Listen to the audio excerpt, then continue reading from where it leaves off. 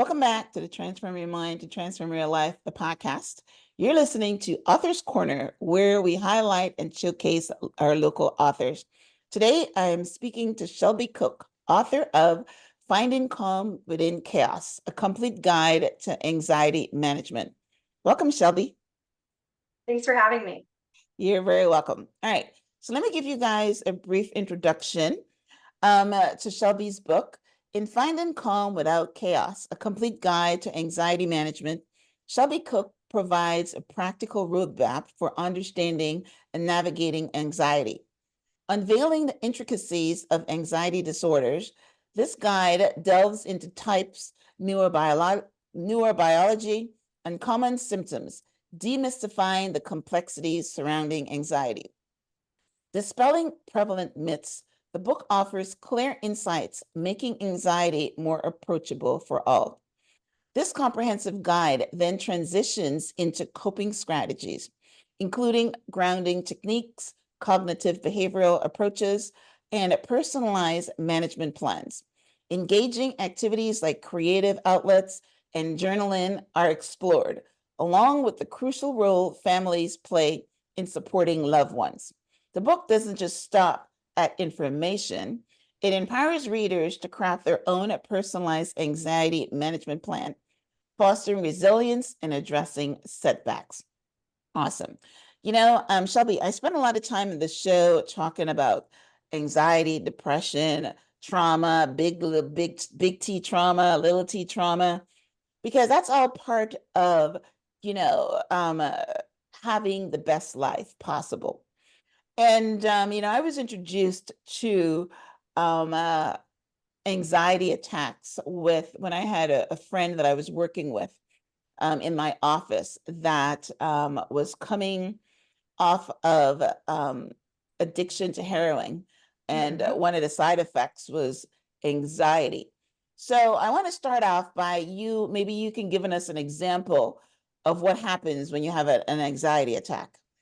Absolutely. So anxiety looks a little bit different for everyone, but I think the most important hallmark symptom is this excessive worrying. So the worrying doesn't stop, and it can be about little things or everyday situations, and the size of the worry is much bigger than the actual threat or the actual event or commitment that you need to accomplish. So um, when we think about anxiety, I think about it and how does it affect your body, the physical symptoms. So is your heart racing out of your chest? Are you having heart palpitations? Are your hands shaking or sweaty or clammy? Um, I always say your shoulders aren't earrings. So that muscle tension that we tend to just keep our bodies tight when we're feeling stressed, overwhelmed, and anxious, not realizing it.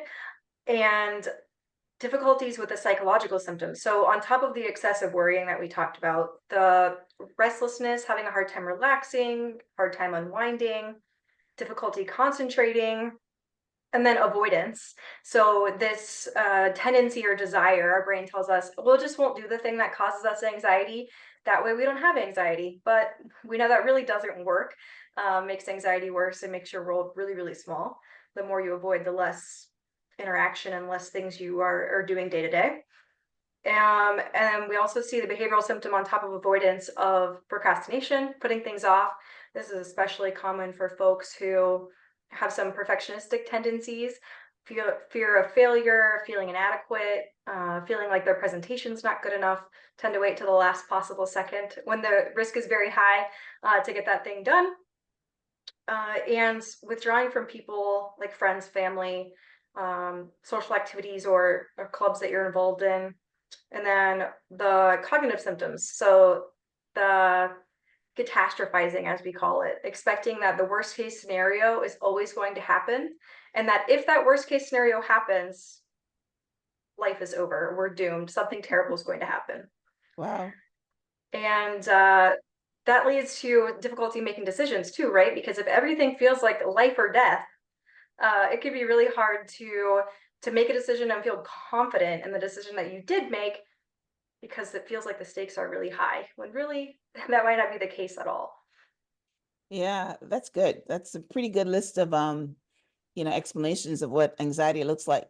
as you were talking, I remember the one that I was presented with my friend. She couldn't go outside without her boyfriend. He was like her safe person.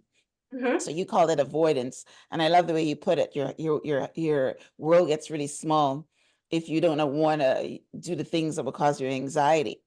So, but what is the difference of that kind of anxiety and the anxiety going for a job interview? Yeah, so there's eustress, EU stress, which is stress for something that's positive. Still causes us some anxiety and some worry, but the outcome is something positive. So that could be a job interview, Okay. graduation, birth of a baby, weddings, those kinds of things. And distress is the negative anxiety, anxiety about death, dying, significant fears, things that cause anxiety and stress, but don't have that positive outcome or that positive association like Mm, eustress does. okay. That's good. All right. So it's positive stress and negative stress. I like that. All right. So your book is is called a guide. So can you describe one or two key strategies in your book for managing this anxiety? So let's look at the one that I just presented. You have anxiety to go outside because you need a safe person, or you have anxiety to, I don't know, whatever, you're in this space. So what would you tell someone as a key strategy to manage that Yeah. particular So my anxiety? favorite thing, my favorite little tidbit of advice is do it scared. So yes, anxiety is going to be present, stress is going to be present. You might be sweaty, you might feel overwhelmed. But if we avoid, we're feeding that anxiety. So if you avoid it, anxiety gets worse with time, your world is shrinking more and more and more. And if you don't do it, if you don't do the thing that you're avoiding, like going outside on your own, anxiety is driving the bus. So doing things scared gives you some control and helps manage that impulse to avoid. So that can help us in turn manage some of that anxiety, because anxiety tends to decrease when we feel like we have some control or some autonomy over the situation. Yeah, well, that's good. They say to face the fear, which is another subset of anxiety, I imagine. But how many people do that? What's the percentage of people that's gonna feel the fear and do it anyway? Which I is would one of the things say that I not a promote. huge amount because avoidance feels good. Let's be honest; it serves a Yeah, purpose, right? So if we avoid, our anxiety is less in the moment, at least.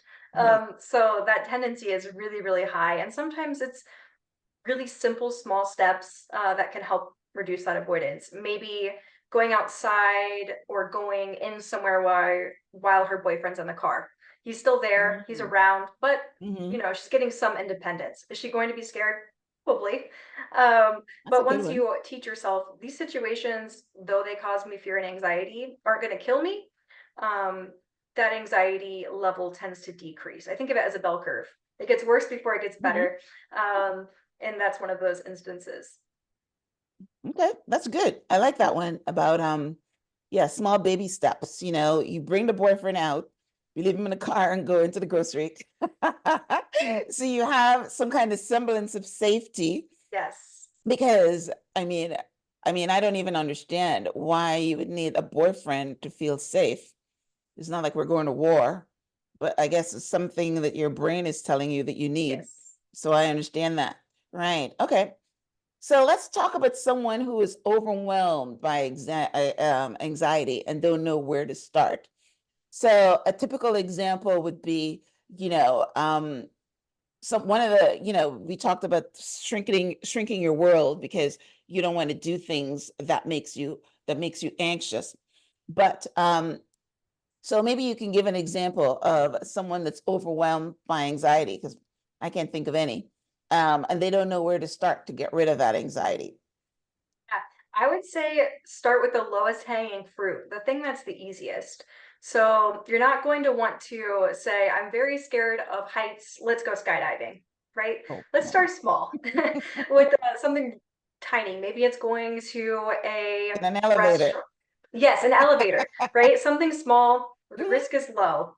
if we start with skydiving, something called flooding happens, and that's where you're so overwhelmed, you're not feeling safe enough at all to manage that anxiety, and you're saying, oh my gosh, I felt like I was going to die, which is just heightening that anxiety, which is doing the opposite of what we're trying to do. So I think of it as kind of a ladder. So let's start with the easiest thing on the bottom and incremental small steps to the top, to the thing that causes the most distress. So we're going to practice each step several times to achieve habituation, or this response that is actually a lack of response. We're no longer feeling that significant anxiety and stress. So mapping it out, giving us some kind of game plan, and making sure that the steps really are small enough. I think there's this pressure of, oh my gosh, I need to get better right now because anxiety is interfering with my work life, my relationships, my quality of sleep, all of these different areas. But really, it's important to give yourself some grace. Managing anxiety can be difficult, and it can be frustrating if you try something to manage that anxiety and it doesn't get better.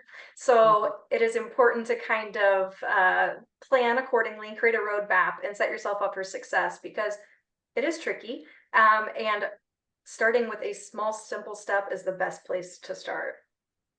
Yeah, I was watching a Netflix documentary the other day, and they were talking about this woman that got caught in a storm in Puerto Rico, Mm. and she was afraid for her kid's life, and she came out with full-blown anxiety. So what they did, they part of her plan, management plan, was to sign up for um like first responders kind of thing. So they had her become like a fake first responder so that she can see what happens when someone is in distress or whatever, you know. And my son-in-law have a fear of bridges. I don't know how you can help that one, because you can't go over a little part of the bridge. But whenever goes over a bridge, he's pretty anxious. So I guess it depends on what you're anxious about. But what I told him is what the message of that film was, is that you got to present yourself with whatever you're anxious about, like you're saying, and sooner or later it's going to decrease, right? Mhm. So, right. Okay. Yeah, so it could be in that instance driving past the bridge. So if the bridge is on the perpendicular road, driving past it Okay. until that no longer triggers a fear response. Because yes, as you mentioned, you can't go like 10 feet on the bridge and then reverse backwards. That's not going to have a good outcome for Right, anyone. right, right, right. Yes. Yeah. Wow. Yeah. Listen, this is a serious conversation. I'm laughing about it, but it's a serious conversation when you're anxious and you're afraid, and I love what you say about your world gets smaller because you're not doing a whole bunch of things because you're Mhm. anxious. And when you feed one thing, it grows, right? Yes. Whatever you feed grows. So you might start off being anxious about a bridge or a dog or any of those things, and sooner and later you've got a whole bunch of things in your quiver that makes you anxious or afraid. So your book is a great book. It is finding calm within chaos. So yeah, when your brain is going, find something to calm you down. So what inspired you to write the book, Finding Calm Within Chaos, a complete guide to anxiety management? Yeah, so I'm a psychotherapist by trade. My clinical expertise is in trauma, and my particular focus in my clinical work was combat trauma. And Mm, so we know that often, though not always, anxiety follows a traumatic event. And so that was something I worked with constantly. And I think, you know, just because you don't have trauma doesn't mean you don't have anxiety, or just because you have anxiety doesn't mean you have trauma. So right. anxiety is one of those things that we know impacts a lot of people, even if it's subclinical. So even if it doesn't meet the criteria or the significance or level to be an anxiety disorder, it can still really wreak havoc on your life. So that's kind of where I decided to start. So I stepped away from clinical practice and I spend my time exclusively running my business. And I've always loved teaching and training, especially new therapists. It's kind of my favorite thing. And I found myself making all kinds of different psychoeducational materials that therapists could use with their clients. With more than 75 therapists on my team, there's lots of, subspecialties and questions that people want to explore. So I found myself just typing away in my free time, making infographics and handouts and all kinds of different things. So I not a graphic designer by any stretch, but I really loved doing it. So this kind of came from a place of being really passionate about making mental health resources more accessible. So I started by creating all kinds of freebies, if you will, and that then grew into something larger because I wanted to expand access beyond the clients that we have at Cook Counseling.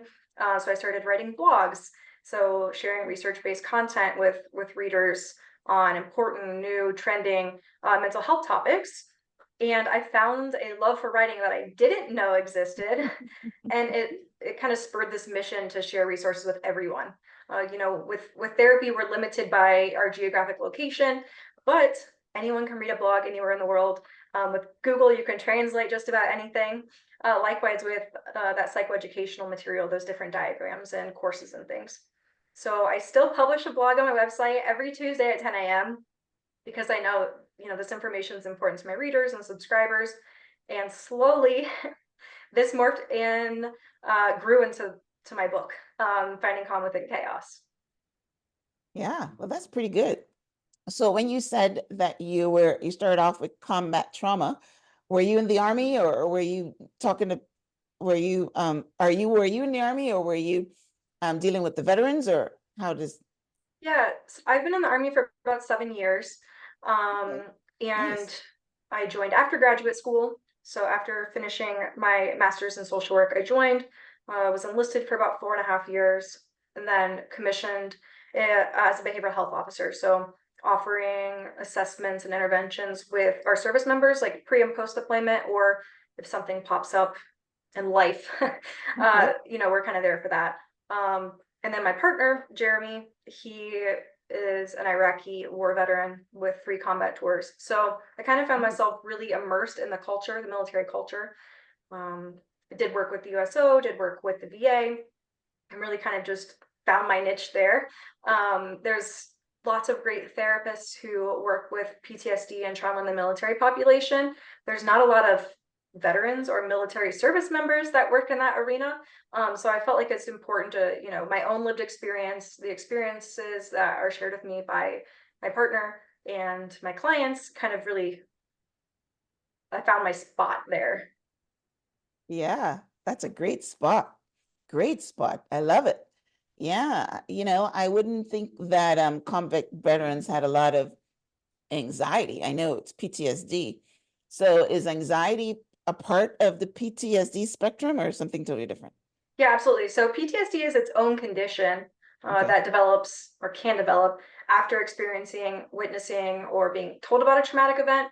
And anxiety is one of those very, very common symptoms of PTSD that Ah, we see manifesting through what we call hypervigilance. So always being on guard or on alert, on watch. right. Um, Panic attacks is something that we see in PTSD a lot. And then those racing thoughts and that constant worry is something that we see as Okay. part of that PTSD spectrum as well. So lots and lots of overlap there in terms of trying to treat those anxiety symptoms, and also combat avoidance, another symptom of PTSD, kind of all at the same time in treatment.